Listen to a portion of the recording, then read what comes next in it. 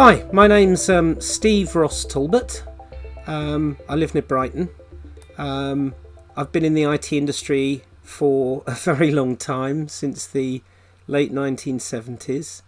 I've done quite a lot of startups, probably more than I should have at times.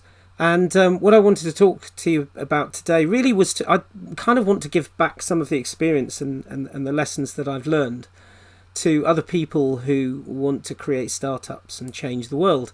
And so I started thinking about how hard it was to raise money, and just how many things I learned along the way that then made it easier to raise money. And the latest iteration really is in this modern age. Is startups in a decentralizing world, and I want to sort of walk through really kind of the sorts of things that I was doing and how I solved those problems in terms of funding, how I pitched and all of those things, and how I found those funders. So in order to do that, I'm going to kind of walk through some of the companies that I was responsible directly or indirectly for founding, and talk a little bit about how that worked and what happened to them and all the rest of it. But before I start, if you take away something from all of this, take these sayings. We learn best from our mistakes. The definition of insanity is doing the same thing over and over again, but expecting somehow different results. And in the world of startups, never forget that any rational person would just give up. It's hard to do. It's very hard to do startups. So any rational person would give up. But on the other side, the people who are crazy enough to think they can change the world are usually the ones who do. Now, the interesting thing about these as well is that the last two quotes in particular are from Steve Jobs, and the first two quotes are sort of just well-known anecdotes that we use all the time. But I think these really, for me, sum up and can be distilled into just a few things. And we'll have a look at what those few things are as we go through. So the roots of my insights that I can give you today really are founded in the companies that I started. So the first one I started in 1997, and I was with them till 2003, was SpiritSoft. They were a middleware company. They did Java messaging, they did Spirit Cache, Spirit Wave, Spirit Intellect, Spirit Broker, and they were the first company to offer an enterprise service bus, beating even Progress at the time. And that was a really interesting journey because it was my first company. I knew very little about how to start a company. I knew even less probably about how to run one, and that was my first venture. And my second venture sort of almost immediately after that, when I left SpiritSoft for various reasons, which we'll examine as we go further. I started off what's called the Pi for Technologies Foundation, the sort of software foundation, open source, largely to do with my passion for getting rid of ambiguity in software systems, all the way from the specification of a system, the requirements, all the way through to the code that expresses those, that manifests it. I kind of would like it if somehow you could put a magic hat on your head and the software could suddenly manifest itself and start working as you see it in your own sort of mind's eye. Now, of course, I can't have that. So what I started to look at was mathematical formalisms that would allow me to describe things in an unambiguous way. And SpiritSoft had its roots there, and Pi for Technologies Foundation, because it's based on something called Pi Calculus from the late Professor Robin Milner, who was at Cambridge and who was a Turing Award recipient and was one of my mentors. So a lot of my passion comes from that love of science, really, in mathematics and expressive forms. And it really is a passion that's driven all of the companies that I've been involved in this way. The next one was enigmatic. So I kind of, when I left SpiritSoft, I started the foundation, and at the same time, very shortly thereafter, I joined a little company called Enigmatic Corporation. This was a play on words because we all had a lot of respect for Alan Turing, so it was Enigma or Enigmatic. It was based on it was a homage to him, and the corporation bit was a homage to Blade Runner, really, where you have the Tyrrell Corporation, and that's kind of why Enigmatic got called Enigmatic Corporation, for those two reasons. And Enigmatic was doing kind of peer-to-peer distributed technology that could manage other systems. So you can think of it as a peered orchestration or choreographic mechanism for managing a whole bunch of data center computers. It's kind of what was needed prior to the birth of the word cloud in the way that it is commonly used. We used to call it grid computing.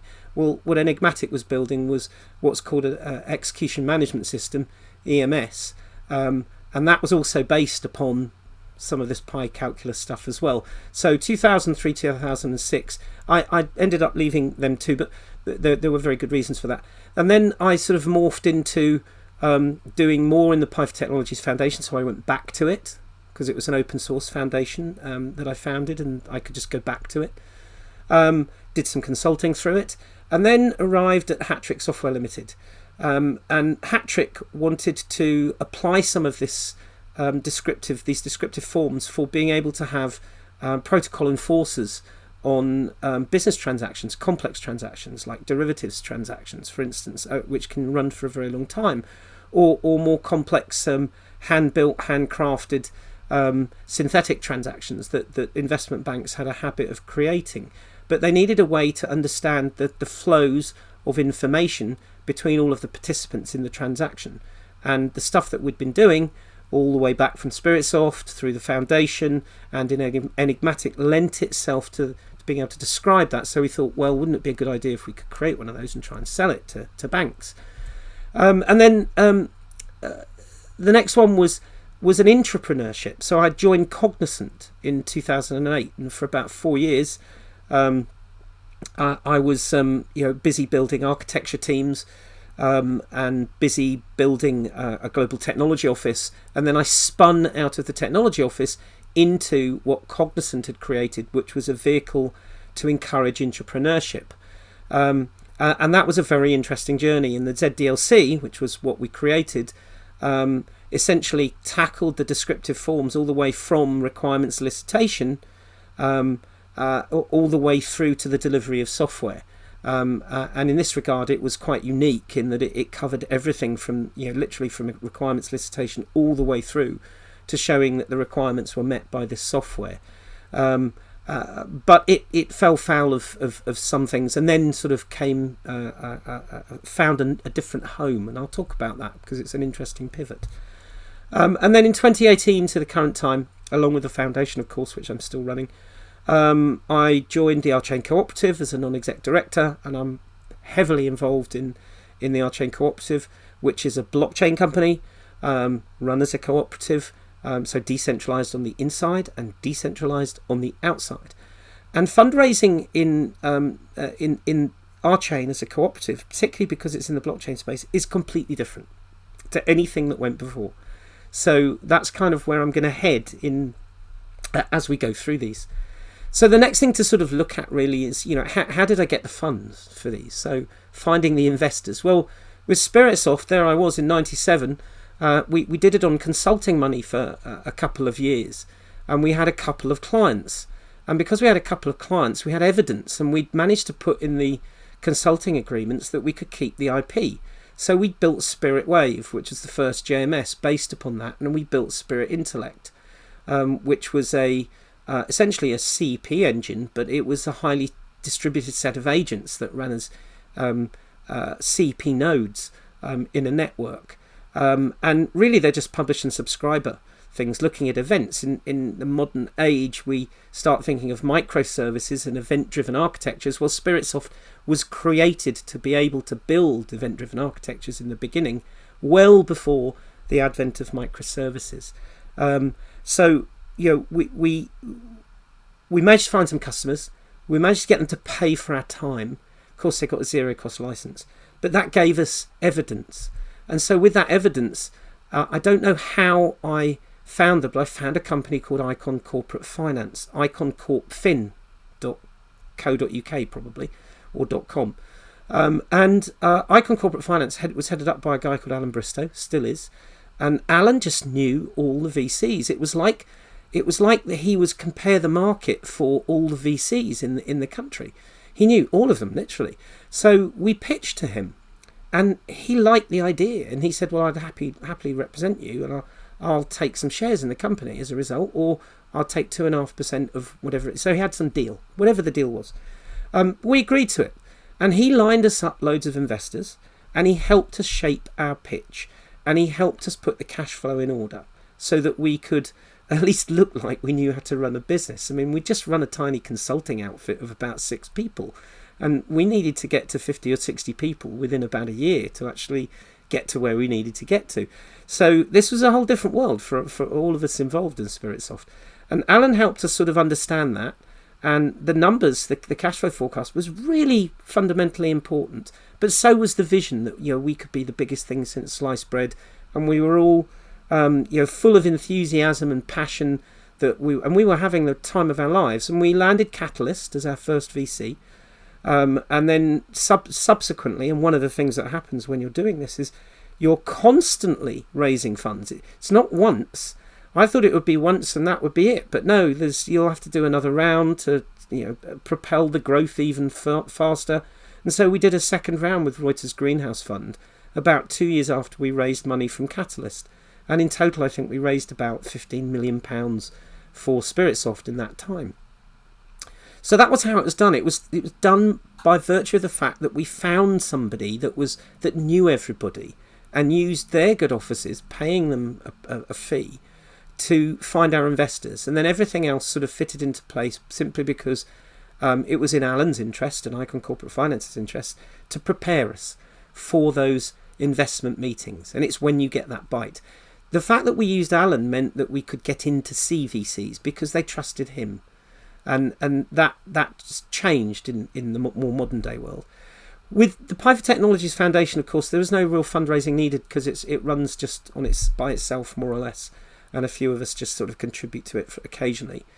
So it doesn't behave like a normal company. It's really there as a think tank for a few of us to express our ideas and sort of maybe take advantage of them and then turn them into startups, and Enigmatic benefited from that.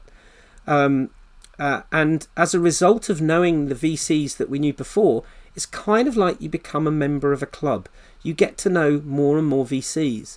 And as a result of that, the VCs that you have introduce you to other VCs.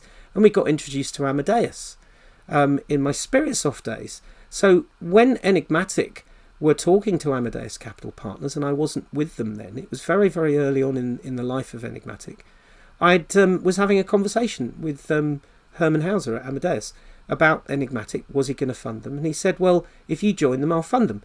So myself and my business partner at the time, Gary Brown, who'd left Spiritsoft, we did indeed join Enigmatic, and we got the money. So once you've got over the hurdle once, it's a lot easier. When we did Hat Trick in 2006, 2008, it was largely done out of angel money. I mean, we've got a track record, so it's easy to say to people, well, we've got a track record of starting companies and growing them. And somebody gets rich, even if it's not us. So it's easy to attract some angel investment money. And the membership of the club, as it were, helps with that. When it comes to Cognizant ZDLC, it was a whole different ballgame because this was intrapreneurship. So Cognizant were the funders, Cognizant were, if you like, the club. That's who we had to persuade, and that's where the investment would come from. But we did, oddly enough, in order to persuade Cognizant to invest in us, we did check out whether we could get crowdfunding on the one side, or use the angel investment network and what had then become LinkedIn, which was my club membership, as it were, because that became that manifested itself as a segment of my LinkedIn network. And we looked at all these other routes, and the crowdfunding one was kind of an interesting one because it was very, very early on in the days of being able to do crowdfunding. but it was too immature. But it would have been a route for us to do that. And so going to angel investors and going to crowdfunding organisations and talking about ZDLC it enabled us to have third-party validation that Cognizant wanted because they couldn't make their own mind up internally. So it kind of helped in securing the funding, and we secured the funding, and then we were allowed to grow as a startup within a large corporate. There were some issues with that, which I'll come to. And then finally there's Archain. Archain, completely different beast. It's related to crowdfunding, but not quite. But it's the same network of people in the sense of the LinkedIn club membership, angel investment networks. But these days, those angel investment networks, you can go and have a look and see what they're interested in. So are they interested in blockchain, for instance? Are they interested in sharing economies or decentralized marketplaces? And if they are, then if you're a blockchain company like Archain, that's a good place to go and look for to drum up some interest. But instead of drumming up interest and asking people to invest, you drum up interest in order for them to participate in a more meaningful way in what's called an initial coin offering. So if you can tokenize your business, you can do an initial coin offering. And we'll have a look at more in a little more detail about what that can mean for your business if you can tokenize it and do an ICO. So then, of course, you've got to stay the course. It goes back to the thing that Steve Jobs said, that any rational person would never manage to stay the course. They'd think you're mad for continuing to do this crazy thing of building a company from scratch. But staying the course is really important, and part of staying the course is to recognize the pivot moments in your business. And it's very hard sometimes, because sometimes the pivot runs against what you passionately believe is the vision. And you might have to work double time to figure out that actually you could still achieve that vision even when you do that pivot. And there's a couple of examples in here of both. So in the case of Spiritsoft pivoted, I think pivoted in the wrong direction, because it pivoted towards becoming a commodity player and then got consumed by a bigger fish. So it went to WebMethods. WebMethods then were bought out by Sun for some insane amount of money, but Spiritsoft was sold for not so much money. The investors got all theirs back, so they were happy. But I don't think any shareholders or any of the founders really got anything much out of it. Pi for Technologies doesn't count. Enigmatic, well, they pivoted. They pivoted from initially this generic execution management system to looking at very specific use cases.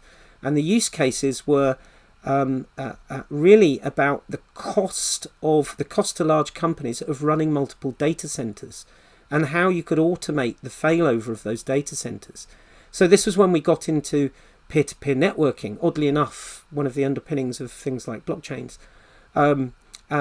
during the time at Enigmatic, and where the PyCalculus stuff really came into effect.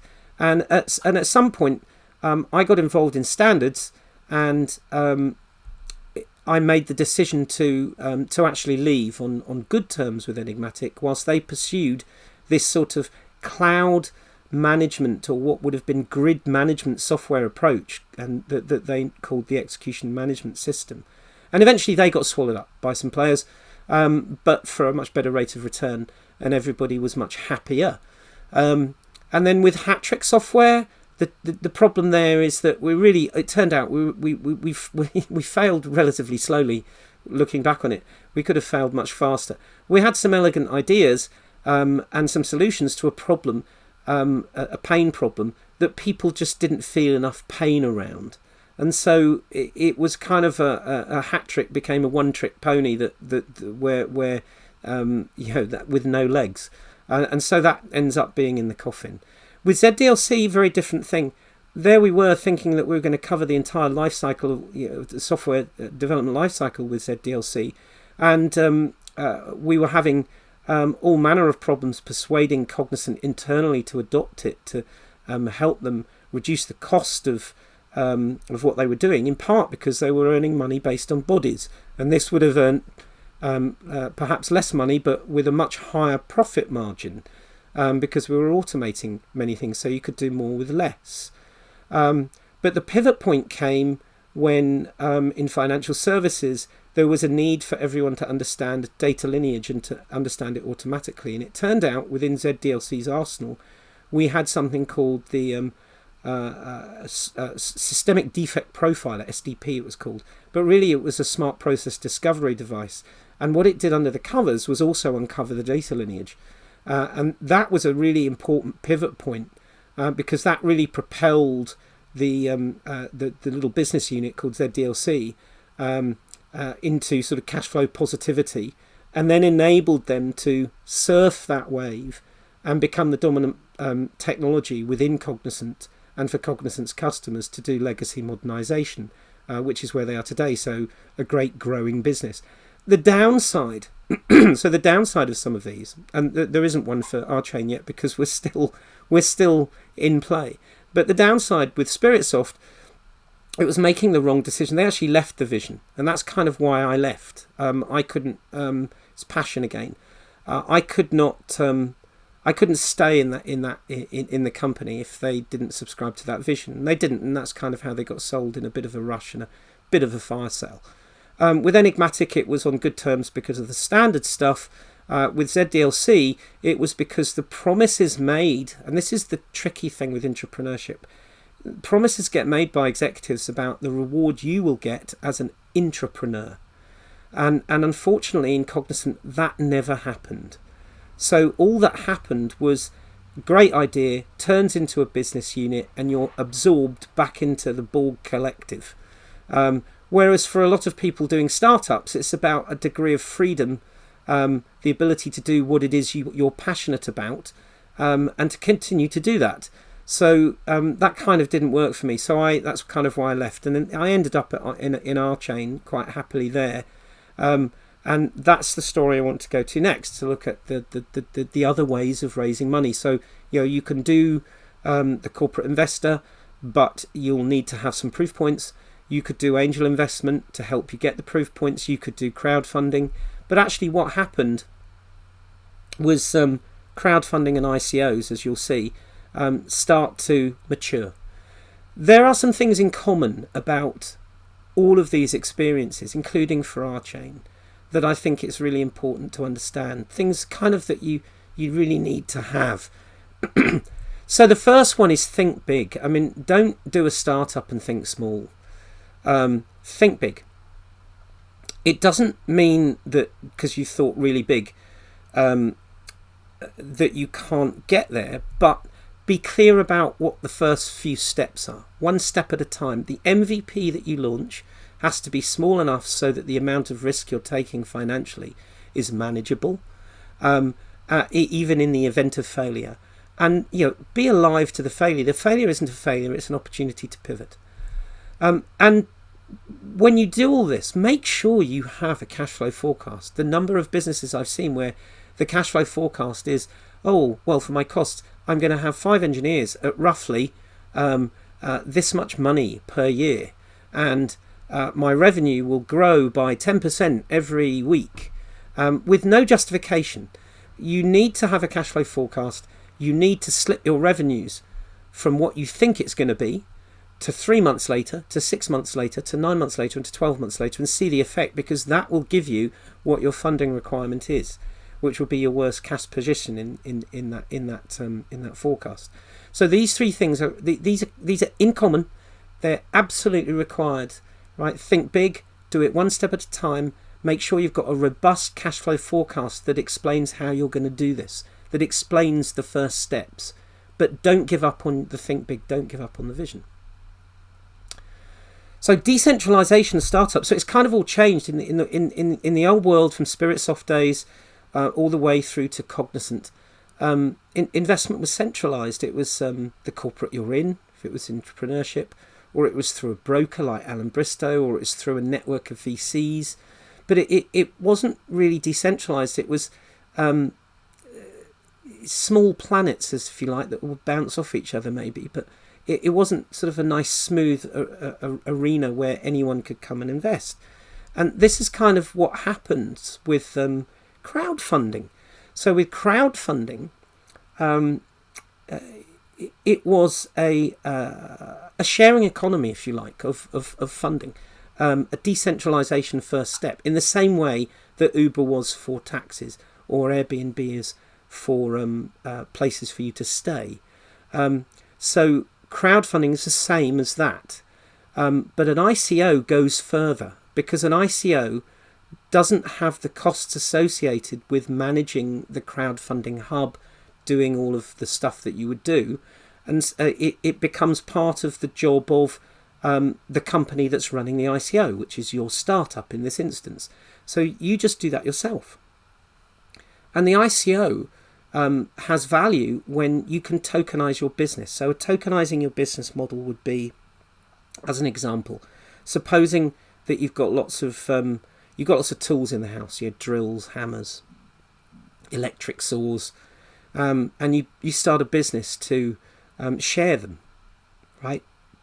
So rather than requiring people to exchange money, you launch a token for the sharing of that, and you use the token to run or drive your business. The token is expressing the value in your business at any one stage, and the cash flow is the token flow. So when you tokenize your business in that way, it's much easier to share the market. So in the example of the tools, rather than the tool hub becoming really big and fat and a bit like Uber, which is taking an awful lot of money really from the taxi drivers, or Spotify taking lots of money from the creators of the music, rather than it being a hub-based model, if you can turn it into a blockchain model, then you can share your market effectively, and effectively raise money from a wider pool of people. Now, if those same tokens that you're offering to people turn into cash because they buy them from you, that's what fuels your business. And if your business is starting to get successful because everyone loves those tools, then the token that you have, maybe we call it the tool token, the tool token itself starts to have a value in and of itself relative to other economies.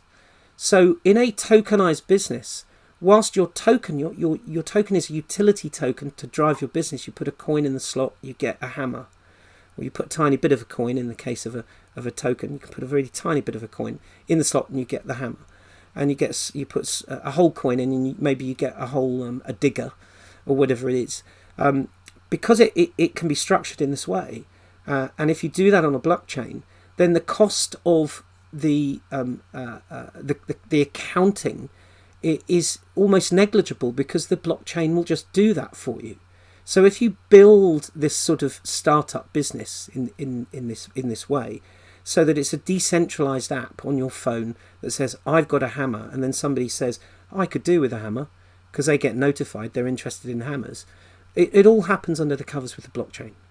And the token that you have, if as you start to get big, has a value in and of itself. And then you have an involvement in things that you never dreamt of, because now you are an influencer in your own economy. Whereas if you don't tokenize it, the influencer in your economy is the Bank of England, or the current government, or the economic circumstances that are external to your business, but needless to say, impacting your business, because you're reliant on pounds, for instance. Whereas if it's your own tokens, you're kind of much more in control of that. It's not just you, it's all those that you're sharing your market with. And if they're all happy and you're happy, your token value will go up. And that means that the valuation of your company will go up even more, because your token value is going up. So when you think about decentralization and startups, really the message I want to leave you with about this is, think of how you tokenize your business. Think about creating a sharing economy based upon what you're doing. And if you have those two things, then you'll need a blockchain, and you can then look at doing an ICO. And then to come back to the things I want to leave with you when you take these things, I said I'd sum these up, and I'll sum them up this way.